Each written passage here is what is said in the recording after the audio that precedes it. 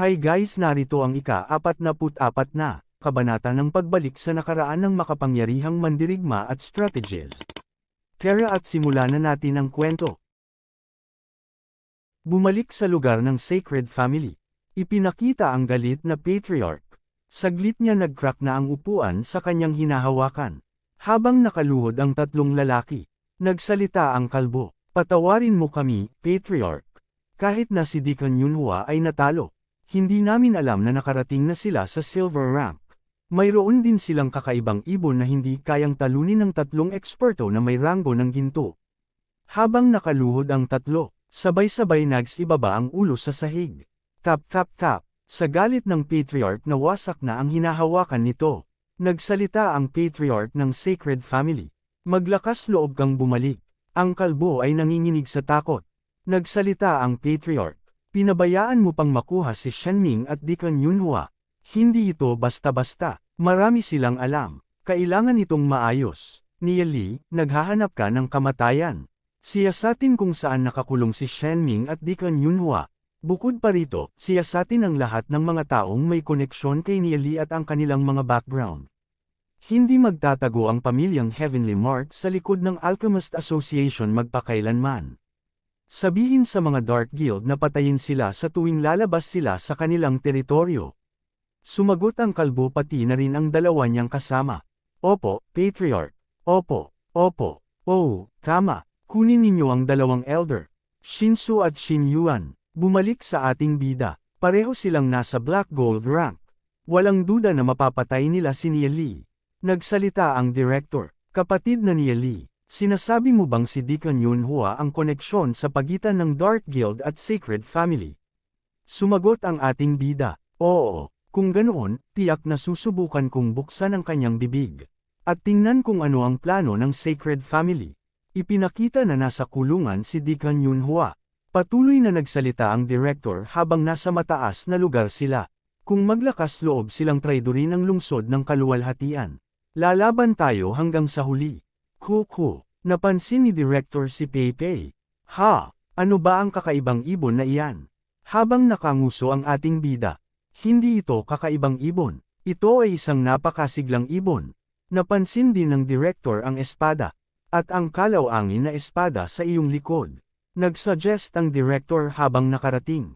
Ate, pwede kang magbigay ng pera para bumili ng magandang espada. At para sa kakaibang ibon na iyon, itapon mo na lang. Bibilhan kita ng alagang hayop na may ranggo ng ginto. Nagulat si Peipei sa kanyang narinig. Uminit na naman ang ulo ng matanda. Sa anak na hindi sumusunod. Pinapatay mo ako sa galit. Habang gumagawa ng ingay si Peipei. Kapatid, mukhang kaya pala ng ibon mong magsalita. Ano ang sinasabi nito? Pinagmasdan ng malapitan ng director si Peipei. Biglang lumipad si Peipei. Dumiretso ito palabas ng bintana. Nagsalita ang ating bida. Ate, si Ningber at ang iba ay naghihintay sa akin sa labas. Aalis na ako. Ipaalam mo sa akin agad ang resulta ng pagtatanong. Sige, pero mag-ingat ka. Kukuha ako ng mga elder na may ranggo ng Black Gold para ihatid ka pabalik. Okay, pasensya na sa abala, ate. Sapat na ang mga Black Gold rank. Si Shenhong mismo ay marahil hindi ako sasalakayin.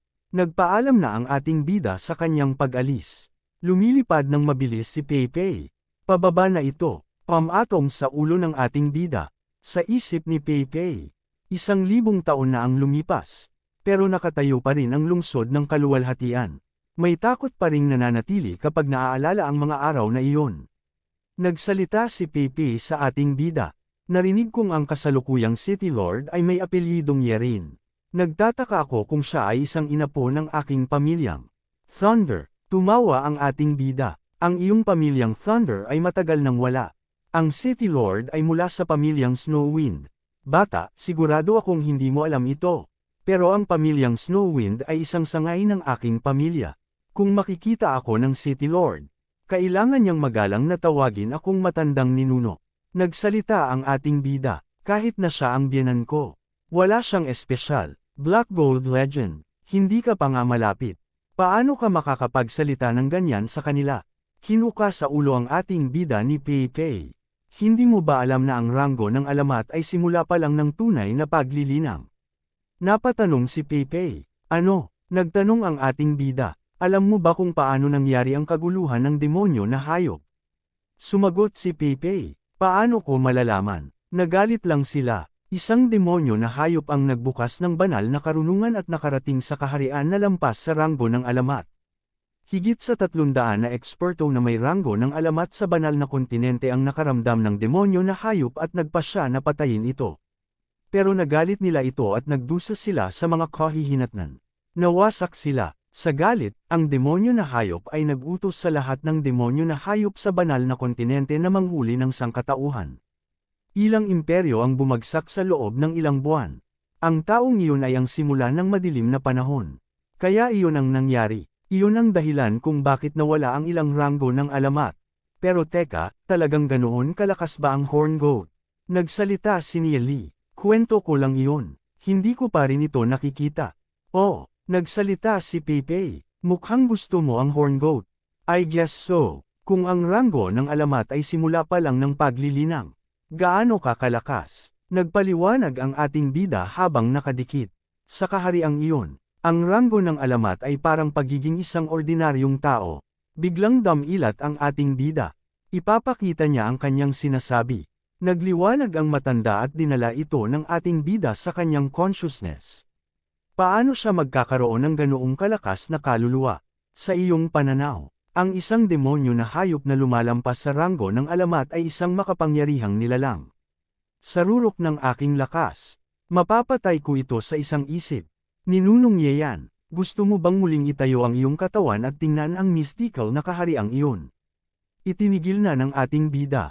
Nagsalita si Pepe. Ikaw, sumagot ang ating bida habang nakangiti. Oo, sa isip ng matanda. Ang katawan ni Neely ay mayroong kaluluwa ng isang kataas-taasang eksperto. Ito ba ay muling pagkakatawang tao? Nagsalita ang matanda. Ang ranggo ng alamat ay simula pa lang. Gusto kong pumunta. Haha, hayaan mo munang makarating ako sa gold rank. Mga bata, chatter, chirp, chirp. Dumayo tayo sa pamilya ni Duzi. May nagsalita. Duzi, ito ang keepsake ng aking pamilyang Do. Ang fire chill at jade waist pendant. Ngayon ay ipapasa ko na ito sa iyo. Kapag ikaw ay nasa tamang edad, ikaw ang magiging patriarch ng aking pamilyang Do. Panginoong Patriarch Duzi ay hindi kayang tanggapin ang ganoong mahalagang bagay. Ang aking pamilyang Do ay matagal nang bumabagsak. Bilang patriarch, nabigo ako sa mga ninuno. Sa kabutihang palad, nagkaroon ang aming pamilya ng isang batang henyo na kaya pang makarating sa silver rank sa ganitong edad. Ngayon, ikaw lang ang makakabalik sa aming pamilyang Do. Karapat-dapat ka rito, sa isip ni Duzi. Kung wala ang tulong ni Neely, nasa junior class pa rin ako.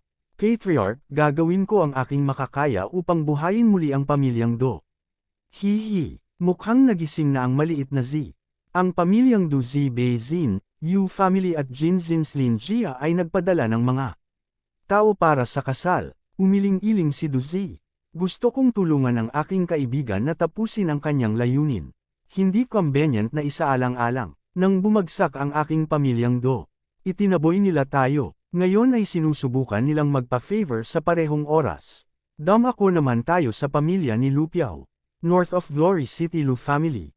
May naglalakad. 3-star gold rank demon spiritualist Lu Ning. Sa isip nito, ang batang ito na si Lupiao. Isa siya sa pinakamalakas sa kanyang henerasyon. Hindi nagkukultivate buong araw at malakas pa rin. Henyo siya. Nagsalita na ito. Anak, ano ang ginawa mo kahapon? Habang nakaupo ng parang senorito si Lupiao nagsalita ito. Dad, balik ka na. Tinutonggan si Lupiao. Tawagin mo lang akong ama sa labas. Tawagin mo akong dad kapag nasa bahay tayo. Anak, napakagaling mo na ngayon ha. Ngayon na alam na nila na ikaw ay isang henyo. Sinusubukan ng ibang pamilya na makipaglapit sa atin. Pero nagiging masyadong mayabang ka. Ngayon ay naligay ka na sa problema.